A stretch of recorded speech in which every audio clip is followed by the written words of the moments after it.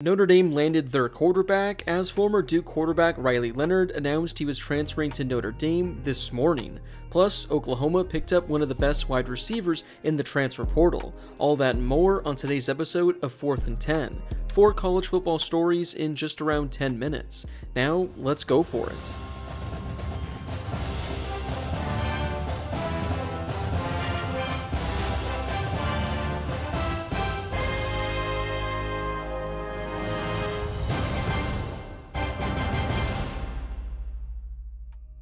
Notre Dame landed their top target as Duke transfer Riley Leonard announced on social media he's committing to the Fighting Irish. Here's what he posted this morning across his social media platforms.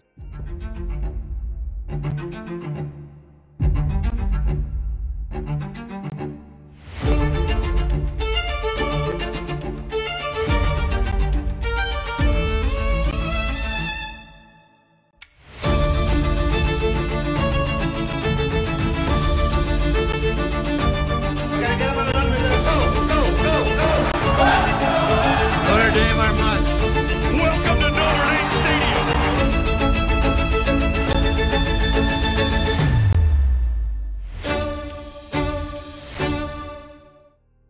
This comes as no surprise, as Leonard has been linked to Notre Dame ever since he entered the transfer portal.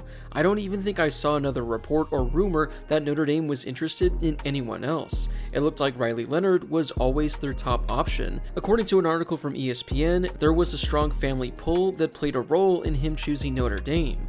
Leonard's great-grandfather played football for the Fighting Irish and was a part of the class of 1940. Leonard grew up in Alabama, but he was apparently a massive Notre Dame fan, and according to the article, his favorite movie is Rudy. Leonard transfers in as the starting quarterback for 2024 as one-year transfer Sam Hartman is out of eligibility, and the rest of the quarterback room is really inexperienced. In 2022, Leonard led Duke to one of the biggest turnarounds in all of college football. He accounted for 33 touchdowns with 20 passing and 13 rushing, and Duke went 9-4, one of their best seasons in recent memory. He was one of the top quarterbacks in all of college football, and a lot of people had him as a potential Heisman candidate and even a sleeper to be a first-round pick in the 2024 NFL Draft. Well, he started off the 2023 season with one of the biggest wins in Duke's program history. He led the Blue Devils to a win over Clemson and pushed the Blue Devils to the school's highest ranking since 1994. It looked like it was going to be a dream season for Leonard and for Duke, but then their game against Notre Dame happened. He suffered a pretty bad ankle injury late in the game, and Duke also lost in the final minutes on a heartbreaking drive. Leonard later aggravated his ankle against Florida State before returning against Louisville and suffering a toe injury that ultimately ended his season. In his 21 starts at Duke, Leonard went 13-8. In the 7 games in 2023, he completed a career low 57% of his passes. He threw only 3 touchdowns while rushing for 4 more. He only had 1,100 passing yards in 7 games. For his career, he's thrown for nearly 4,500 yards with 24 passing touchdowns. He's also added over 1,200 yards on the ground with 19 rushing scores. The Irish have already done a great job surrounding him with weapons this offseason, as they've added 2 wide receivers via the transfer portal. They've added Bo Collins from Clemson and Chris Mitchell from Florida International. Collins was a top recruit when he committed to Clemson, but he just hasn't lived up to expectations while with the Tigers. In his 3 seasons there, he's caught 91 passes for 1,300 yards and 11 touchdowns. He is coming off his best season as he caught 38 passes for 500 yards with 3 touchdowns in 2023. Meanwhile, with Chris Mitchell, he was fantastic this season for the Panthers. He caught 64 passes for over 1,000 yards and 6 receiving touchdowns. Riley Leonard will have the talent around him for sure next season. Only question is if he'll be able to live up to the high expectations he set for himself back in 2022. One of the top wide receivers in the transfer portal announced their decision today, as former Purdue wide receiver Deion Burks is headed to Oklahoma. Burks told ESPN that Oklahoma coach Brent Venables visited him this week near Purdue's campus, and Burks said he's headed to Norman this weekend to officially visit his new school. Burks had a breakout campaign this past year, earning second-team All-Big Ten honors from the coaches. He was contemplating entering the NFL draft, but he opted to transfer to a new program for one final year. Burks finished the 2023 season with over 600 receiving yards, 47 catches, and 7 receiving touchdowns. Here's what he told ESPN. "I'm gonna bet on myself, put myself in a position to get developed mentally where I can be good at the next level, get another year of production. Being around greats and people who have a history of winning will help me take my talents to the next level." Burks mentioned a lot of high-volume schools reached out to him in the transfer portal, and he spoke the most to Ole Miss and Texas before ultimately he decided on Oklahoma.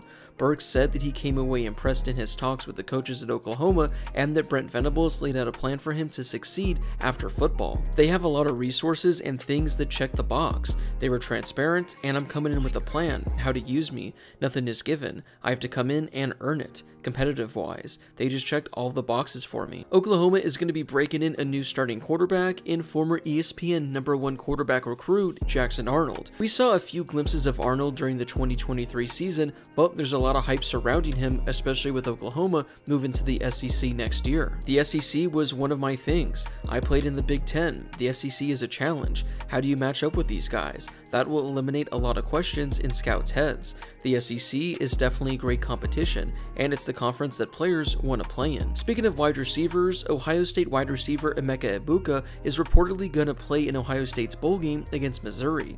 He also hasn't reportedly made a decision about the NFL draft as well. Now, I found this to be pretty shocking, as he's been mocked in the first round of almost every mock draft I read.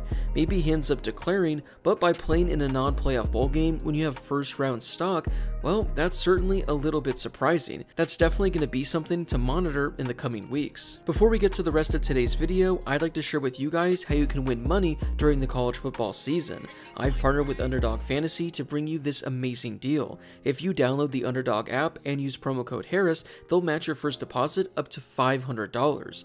Yep, they're giving you up to $500 of free money. I've had a lot of success all season with college football and the NFL, and you can do the exact same with Underdog Fantasy. So make sure to use promo code Harris for a 100% deposit match up to $500. You can also sign up using the link in my description as well. We'll wrap up today's video with a quarterback entering the transfer portal who might be a sneaky good addition. Washington quarterback Dylan Morris has entered the portal, as it looks like the Huskies are planning on bringing in a quarterback via the transfer portal. Despite entering the portal, Morris actually isn't on his way out just yet. Huskies offensive coordinator Ryan Grubbs revealed that Morris will remain with the team throughout the college football playoff. Grubbs said that while this move is not typical, the team wants Morris to stick it out for the remainder of the season, you know, in case anything happens to Michael Penix Jr. in their playoff semifinal. If it feels like Dylan Morris has been around for a while, well, it's because he has been. He spent 5 seasons with the Huskies, recording 26 total appearances. He was the starter in 2021 before ultimately losing the job to Penix, who transferred in from Indiana. Morris started 11 games that year, completing 60% of his passes for 2,500 yards and 14 touchdowns. Washington finished the season 4-8. However, I'm not going to give him too much crap for that season because that offense and coaching staff was awful. I don't think any quarterback could have thrived that year. The previous season in 2020, Morris started all 4 games that he appeared in. He finished the season with just under 1,000 yards with 4 touchdowns, as Washington went 3-1. He earned Pac-12 honorable mention from that season. Morris was a highly touted quarterback coming out of high school, but things just didn't really go as planned while with Washington. Now he gets a brand new start at a different program. I'm not saying he's going to be one of the top quarterbacks that transfers this offseason, but I definitely think he can be a sneaky pickup for a team that really needs a quarterback. Well, that wraps it up for today's episode of 4th and 10. Do you think Notre Dame made the right call in Riley Leonard, or do you think they should have targeted another quarterback? Let me know your thoughts in the comment section down below. If there are any videos you'd like to see this offseason, let me know, and it could be my next video. Before you leave, don't forget to hit that subscribe button and turn on those notifications if you're new to my channel. I'm posting college football videos all offseason, so if you're a college football fan, this is definitely the place for you. Also, don't forget to drop a like on this video as well. It helps out with that YouTube algorithm, and it helps share the video with more college football fans. Plus, it only takes a second to do. As always, thank you guys so much for watching, and I'll see you all in my next video.